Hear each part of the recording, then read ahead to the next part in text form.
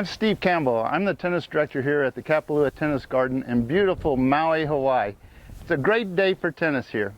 Today I'd like to talk to you a little bit about the 4 parts of a stroke. First part of the stroke being that you need a vertical racket face at the point of contact. You know, an interesting thing about the face of the racket, 1 degree of it tilting up can mean 6 feet farther that the ball goes. All right?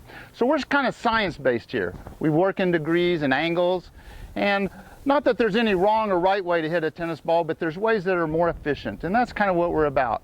So the first ingredient, vertical racket face. All right?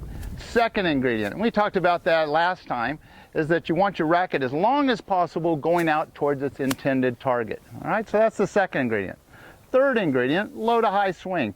And the most common error in tennis is not getting under the ball. So how far do you have to get under the ball?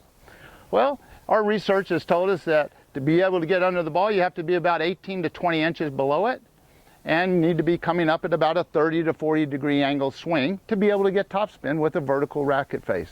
So that's your third ingredient. The last ingredient that you need is racket speed. All right, it takes a little bit of speed to get the ball over. You could do this by taking a bigger backswing where the racket goes farther back. I could try to muscle the ball, try to swing harder. Another way is I could pre-stretch the forearm, and you used to see a lot of pros do this where they lay the wrist back, and at the hit they snap the wrist. Not the most efficient way because of the angular changes and also the amount of stress that it actually puts on the wrist.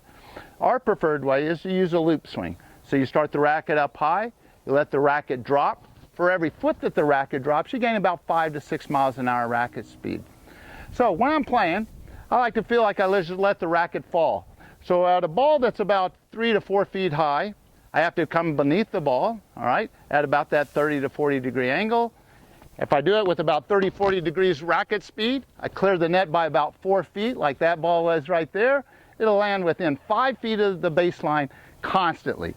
So that's your tips for the day. 4 ingredients, lots of ways to come about it, but you need the vertical racket face, racket towards its intended target, low to high swing, and you need a little bit of racket speed. So big aloha. We'll see you next time.